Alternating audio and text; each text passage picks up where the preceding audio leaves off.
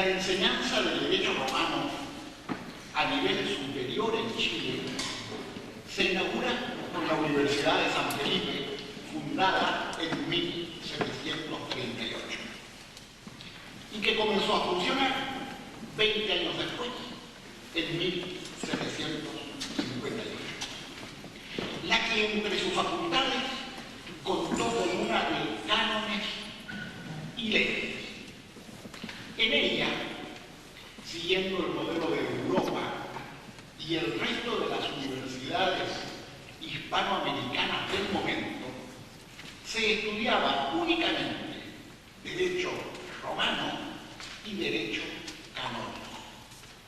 Conjunto de derechos que desde la tradición medieval y aludiendo a la unidad del sistema se denominaba utrumque ius. Este y otro derecho, el derecho del imperio, derecho romano, y el derecho de la Iglesia, derecho canónico.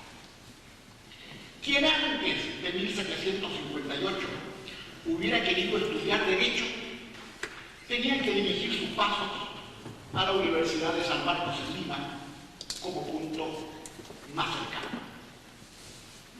Pero entonces, la enseñanza del derecho en la Facultad de Cánones y Leyes se impartía en 4 cátedras: 2 de derecho canónico, decretales, y 2 de derecho romano, instituta e infortiata.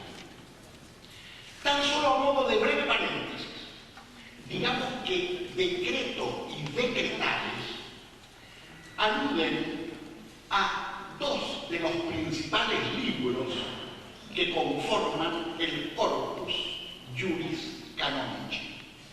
Se trata de un par de obras medievales que reúnen gran parte del derecho vigente de la Iglesia hasta el primer código de derecho canónico de 1917.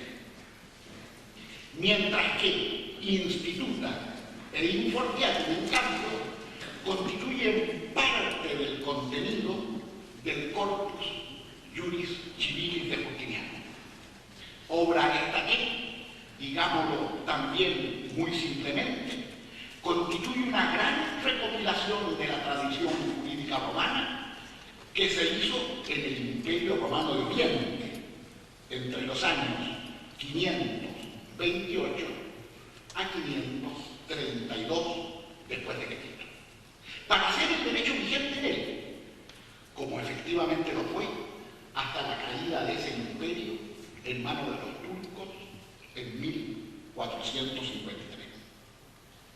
Como se sabe, dicha obra se compone de 4 series de libros: instituciones, digesto, código y novelas, siendo el infortiatum un sector del digesto que venía llamándose así por obra y gracia de los gozadores medievales boloñeses.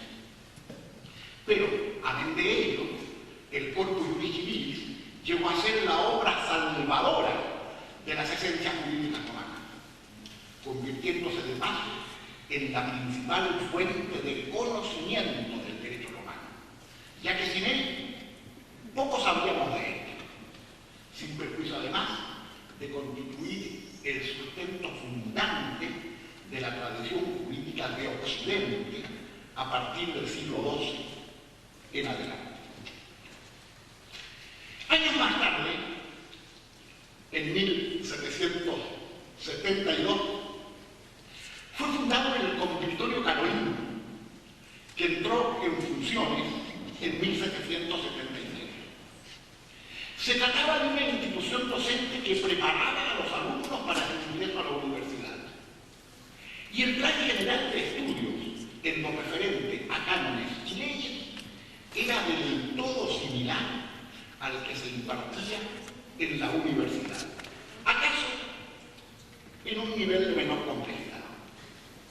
Pero es interesante advertir que, de conformidad con lo expuesto, en ambas sedes no se estudiaba el derecho vigente en Chile, es decir, el derecho que en ese momento regía y tenía aplicación comunicación entre nosotros y que estaba conformado por dos grandes estratos jurídicos: el derecho indiano, que era el derecho especialmente creado por la corona para América, de contenido preferentemente publicístico, y el derecho castellano, de contenido preferentemente privatístico. Se estudiaba, en cambio, como lo hemos visto, el derecho canónico y el derecho romano, sobre todo este último. ¿Por qué? Simplemente porque se estimaba que el derecho romano era el derecho por antonomasia. No un derecho más, sino el derecho. Sabido es que durante largo tiempo, desde la Edad Media hasta las fronteras de la época moderna, el principio de autoridad actuó como guía del pensamiento en todos los ámbitos del saber. Consistía en la adhesión a lo que decía un autor o una obra célebre, como si ello fuera objeto de fe. Solo recién a partir de ahí la razón podía comenzar a operar. Pues bien, en el ámbito jurídico, el principio de autoridad estaba encarnado en el corpus juris civilis justiniano, sede que fue tenida por él como un dogma jurídico, es decir, como la máxima expresión de la verdad y la sabiduría en ese campo. La sapiencia legal, como se decía entonces. Una suerte de regalo que Dios le había hecho a los hombres. No es raro por ello que en la Divina Comedia Dante le reserva a Justiniano un puesto en el paraíso. Por cierto, la calidad técnica y el alto nivel científico del derecho romano lo empina muy por encima del resto de los otros derechos, sin perjuicio que tanto el derecho indiano y particularmente el castellano se inspiraban en él. Se diría que esta es la época de oro, tocante a la valoración y enseñanza del derecho romano en nuestro continente. Por lo demás, era así como se veían las cosas en todas partes. Cuando la corona castellana, mediante el ordenamiento de Alcalá de 1347, fija el orden de prelación de la multitud de fuentes de derecho que existían en Castilla, a fin de facilitar la labor de los jueces, a menudo perplejos respecto a qué texto echar mano, en el listado se omite la mención del derecho romano. Aún la actitud de los juristas castellanos era contraria a la aplicación de ese derecho en el reino. Es que el derecho castellano era el derecho del Sacro Imperio Romano Germánico, y Castilla no formaba parte de él. Era lo que se llamaba entonces un reino exento. Aceptar en consecuencia la vigencia del derecho romano en el reino importaba una actitud de sumisión del reino al imperio, en circunstancias que en aquel no hay superior más allá de su propio monarca. Sin embargo, en el propio ordenamiento de Alcalá se estimulaba y propendía la enseñanza del derecho romano en las universidades del reino. Textualmente dice: empero sofrimos y anhelamos que en las universidades del reino se estudie el derecho romano, porque en él hay mucha sabiduría. De esta forma, el escrúpulo político cede paso frente a un dato que no se puede ignorar. Que sea como sea, el derecho romano es de un nivel a todas luces superior. Al punto que cuando se le quiere mencionar, se le califica de sentencia de salvo, de expresión de la equidad, de buena doctrina, etc. recién entre nosotros, en el año 1778, con la creación de la Academia de Reales Leyes y Práctica Forense, se incorporó la enseñanza del derecho vigente a nivel superior. Pero las cosas cambian cuando se produce la emancipación de la corona. Aunque poco y nada significó este hecho en nuestra vida jurídica práctica. Sí, por cierto, se alteró nuestra institucionalidad política. Ya nada de monarcas, virreyes, gobernadores, capitanes generales, reales audiencias, etc. Sí, en cambio, apertura a las autoridades criollas que llegan en su lugar. El derecho público castellano e indiano se sustituyó por nuestros ensayos constitucionales. Pero el derecho privado, aquel que usamos y con el cual vivimos y sufrimos día a día, cotidianamente, ese derecho siguió siendo el mismo. Lo que significó que las personas compran y venden, piden préstamos, graban sus bienes, contraen matrimonio, testan, constituyen dote, etc., igual antes de la independencia que después de ella. No pasó nada, o apenas casi nada. Sin embargo, la enseñanza del derecho romano a partir de la emancipación sufre un proceso de repliegue. Se produce una situación que no deja de ser curiosa. Se advierte una actitud de cierto rechazo hacia el derecho romano, más por problemas de su gestación que de su contenido. Desde la Edad Media en adelante, decir derecho romano es decir corpus juris civilis de Justiniano. Y en Justiniano sería un príncipe despótico que evoca a los monarcas hispanos, a los Felipe, Carlos, Fernando, etc., sin reparar que las fuentes del propio derecho castellano que nos rigen son obras que están profundamente influidas por el derecho romano. En los primeros años de la independencia patria hay 3 establecimientos de enseñanza superior en Chile: el Instituto Nacional, el Liceo de Chile y el Colegio de Santiago. La Universidad de San Felipe continúa su vida hasta la creación de la Universidad de Chile, pero sigue impartiendo docencia. Tan solo otorgar grado. El Instituto Nacional, creado en 1813, fue cerrado durante la Reconquista y reabierto a partir de 1819. En él no estaba contemplada la enseñanza del derecho romano como ramo autónomo. Se le estudiaba como elemento de interpretación del derecho castellano. El Liceo de Chile y el Colegio de Santiago fueron 2 instituciones docentes de carácter privado y de vida muy efímera, entregada a las vicisitudes políticas del momento. El primero, el Liceo de Chile, era propiedad del liberal español José Joaquín de Mora, y en él se contemplaba la carrera de jurisprudencia, en la que se estudiaba derecho romano en 2 cursos. En el primero se explicaban los 2 primeros libros de las instituciones de Justiniano y en el segundo los 2 últimos.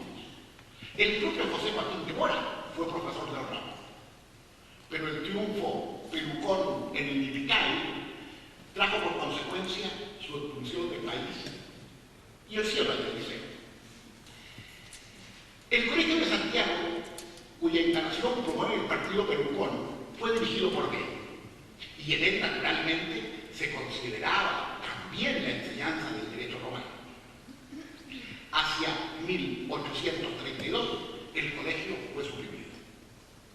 Mora y Bello, no obstante sus discrepancias políticas, amén de buenos amigos, coincidieron en que el derecho romano era la base de el derecho vigente, y de ahí la necesidad de intensificar su enseñanza, como lo revelan por los demás los planes de estudio de ambos establecimientos que regentaron. En 1832, hacía recién 3 años que Bello había llegado a Chile, contratado por nuestro gobierno para trabajar en el Ministerio de Relaciones Exteriores. El enganche se produjo en Londres a través de quien fuera su gran amigo, Mariano Egaña. Una suerte de vidas paralelas en los destinos de la República. Este por su labor en el campo de la institucionalidad política, a través de la Constitución de 1833, y aquel de la institucionalidad jurídica, a través de la elaboración del Código Civil. Ambos habían llegado a la capital inglesa en función diplomática de sus respectivos países.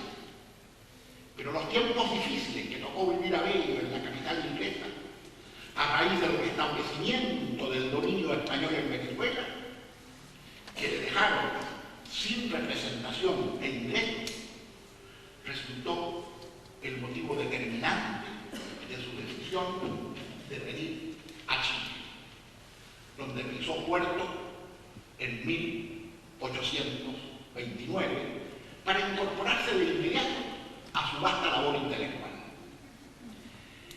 El año 1832 es importante para el destino de la enseñanza del derecho romano en Chile, para lo que resta del siglo XIX.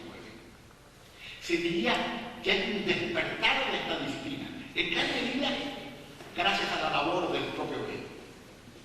Así, hay 2 hechos que destacar en esta larga. En primer lugar, se reformula el plan de estudios del Instituto Nacional, en cuya virtud se da acogida a las ideas sustentadas por Mora y Bello en relación con la necesidad de impartir la enseñanza del derecho romano, por ser la base del derecho vigente y la formación jurídica. Sobre el programa existente, dice Bello, comillas, se deja para lo último el conocimiento del derecho romano, que es origen y fuente de todos los derechos, comillas. En segundo lugar, Bello inicia su docencia en derecho romano. Comienza a enseñarlo a un grupo de alumnos, pero se trata de un curso privado que imparte en su propia casa. En el Araucano, de fecha 24 de marzo de 1832, publicación antecesora del actual diario oficial y de contenido más amplio que este, en cuanto contemplaba también información jurídica general, apareció el siguiente aviso, comillas: don Andrés Bello empezará sus lecciones de derecho natural y de gentes y de derecho romano el lunes 2 de abril próximo. Sitio destinado a ellas será por ahora su casa. Se ruega a los señores que quisieren colocar algunos alumnos bajo su dirección, se sirvan a hacerlo en el curso de la próxima semana, comillas. Digamos que Andrés Bello nunca impartió enseñanza oficial alguna a nivel superior, de manera que su curso privado constituye tal vez la única oportunidad en que ejerció un magisterio directo. Bello explicaba la materia siguiendo el orden de las instituciones de Justiniano, que, comillas, hacía estudiar de memoria, comillas, según el testimonio de uno de sus alumnos. Esta era la fuente que todos debían tener a mano. Sabido es que esta obra constituye el texto con que se abre el corpus juris civilis de Justiniano y está concebida como un libro de enseñanza oficial preliminar para las escuelas de derecho del imperio. confeccionada sobre la base de una obra anterior del mismo nombre, Las instituciones hechas por el jurista Gallo, quien no fue propiamente un jurista respondiente, es decir, un despachador de consulta, como era el prototipo del jurista clásico, sino un maestro de la escuela. El método de estudio utilizado por Bello era próximo al escolástico. Se iniciaba con la lectura de un pasaje del texto, luego planteaba los problemas que ofrece, enseguida hacía preguntas a los alumnos, suscitando discusiones entre ellos, para finalmente proponer la solución verdadera o conveniente. El debate, en consecuencia, constituía la pieza angular del razonamiento. Así el pensamiento no llega directamente a la conclusión, sino que hace todo un recorrido previo en que se contraponen posiciones para finalmente, extenuado, llegar a un resultado. Victorino Lastarria, alumno de Bello, describe así la metodología del maestro en sus recuerdos literarios. Comilla: el señor Bello era sumamente serio, impasible y terco. Nunca explicaba, solo conversaba, principiando siempre por exponer una cuestión para discurrir sobre ella a sus discípulos.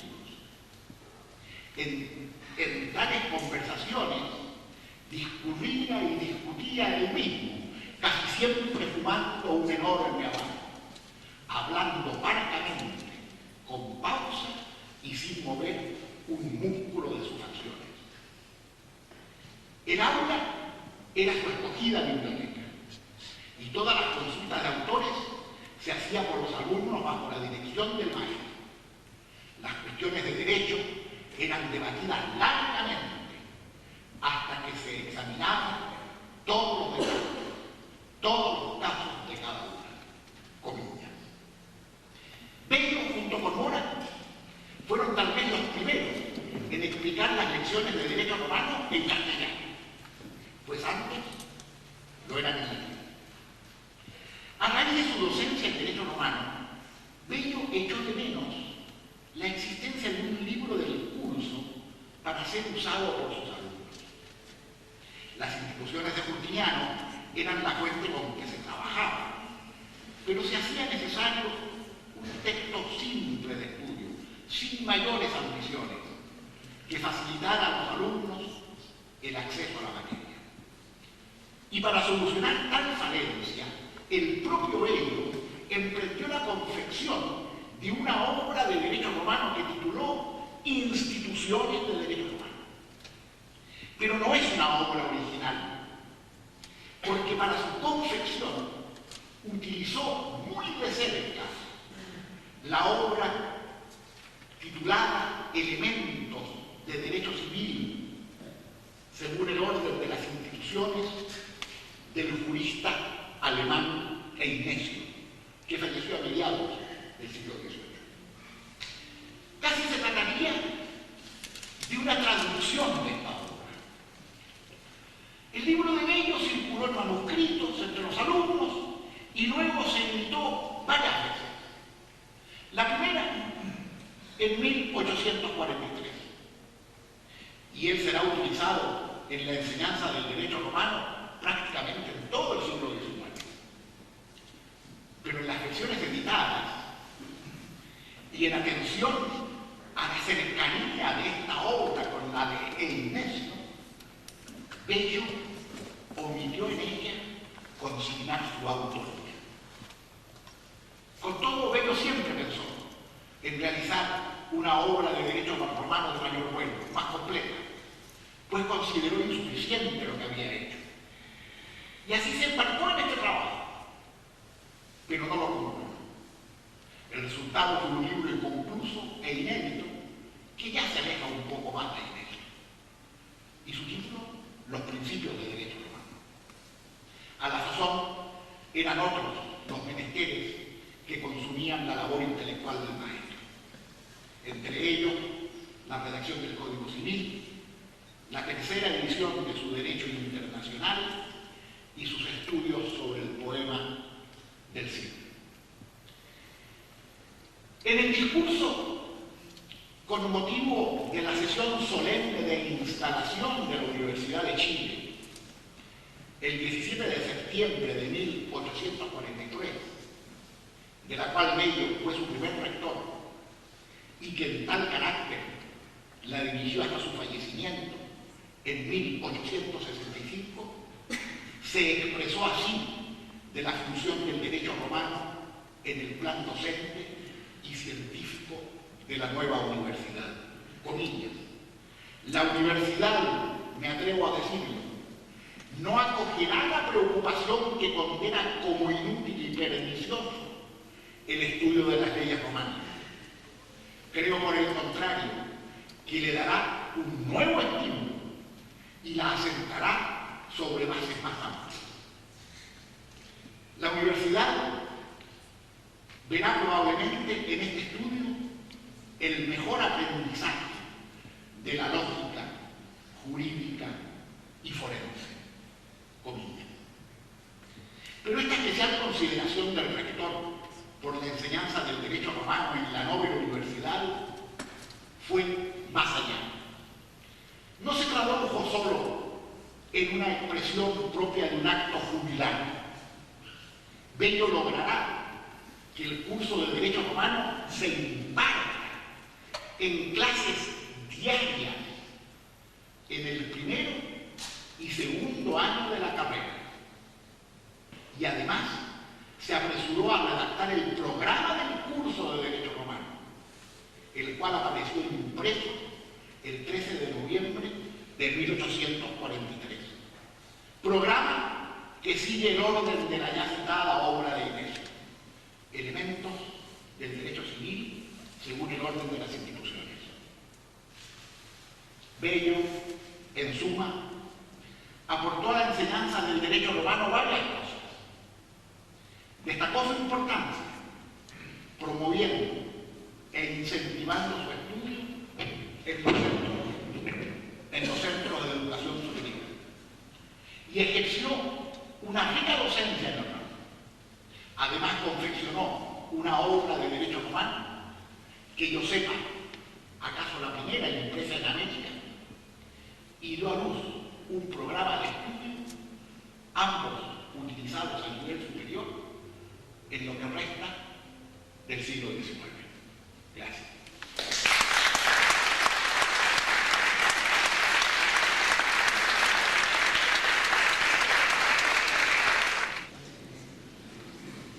Quisiera preguntarle al profesor Merelo, ¿cuándo el derecho romano dejó de ser la base del derecho vigente? Puesto que en la actualidad asistimos al bochorno de la expulsión del derecho romano del estudio del derecho en ciertas universidades. No es que haya dejado de ser la base del derecho vigente, ¿no? Ni de todo derecho. Pero bueno, los tiempos caminan así. Tú sabes por experiencia propia lo que ha ocurrido con el latín, ¿no? Bueno, algo similar está ocurriendo con el derecho romano. Pero tenemos confianza que esto sean olas, ¿no? Que de momento se alejan y de momento vuelven. Aquí en Valparaíso, claro, hay universidades en las cuales se imparte anualmente con carácter obligatorio. Hay unas universidades en las cuales entiendo que se enseña semestralmente con carácter optativo. Bueno, y hay otras las cuales simplemente se han suprimido. En Santiago, entiendo que la Universidad de Chile un semestre ya.